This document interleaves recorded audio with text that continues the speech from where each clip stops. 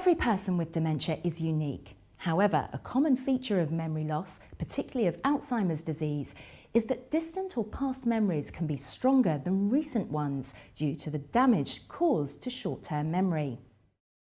To help explain this, we can use the bookcase analogy. There are many different types of memory stores, but the two that feature in the bookcase analogy are factual memory, known as the hippocampus, and emotional memory, known as the amygdala. If we think of the factual memory store as a bookcase, it helps us to understand how and why some people living with dementia may be able to recall past facts, such as the address where they lived when they were 20 years old, but not their current or recent address, or why they get relatives mixed up. If we imagine that the most recent memories are stored as individual books on the top shelf of the bookcase, childhood memories are stored on the lowest bookshelf, with other factual memories being stored in chronological order through the person's teens, 20s, 30s, etc. As memory starts to become impaired, it is as though the factual memory bookshelf starts to wobble, making it harder to access those memories. The more the disease progresses, the easier it is to access the memories from the lower bookshelves where the person's older memories are stored. Increasingly, with Alzheimer's disease, factual memories become more difficult to store. As factual memory deteriorates and the bookcase becomes wobbly, individual memories may be harder to locate and therefore memory becomes impaired. As the more recent memories become harder to access, the person has noticeable difficulties with aspects of daily living which involve factual memory, such as remembering appointments, events, or names, and people will have to write things down more to help them to remember. Right, Margaret, I've added your doctor's appointment onto there for Tuesday. Oh, that's very kind of you. And it's very helpful, because I'm getting more and more forgetful these days. As the disease progresses, the bookcase becomes more wobbly and the facts that we need to carry out, simple tasks and sequencing, become so much harder to access.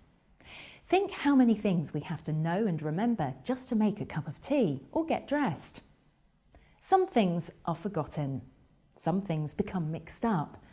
There are more noticeable memory gaps. Daily living tasks become harder. Have you seen this, Mary? I'm not Mary, Dad. That's Mum's name. I'm Anne. As factual memory becomes even more affected by the progression of the disease, memories will become much more jumbled, making it difficult for people to put a time frame on a specific memory. Recent memories are difficult to recall because of the difficulty in storing them, meaning that early memories are often easier to access. This causes a permanent difficulty with time perception. Memories from 50 years ago may feel like yesterday, while recent memories, such as what someone had for dinner or the fact that their daughter visited that afternoon, may not be accessible. She wants us to go and visit her brother, but he died 5 years ago. I don't know what to say. Dorothy's probably recalling earlier memories. Well, do you have any photos of a brother that maybe you can bring out the next time she asks about him? And then instead of focusing on going to see him, it might be that you can spend time talking about the past and times that you've spent together. And that way you can acknowledge how important he was to her. Yeah, that's a lovely idea. Do you have like a photo album or a box full of photos of him? Yeah. I can get some photographs and we can put something together for her. Yeah. Oh, that's a really nice idea. Yeah, that'll work. That's good. Thank you.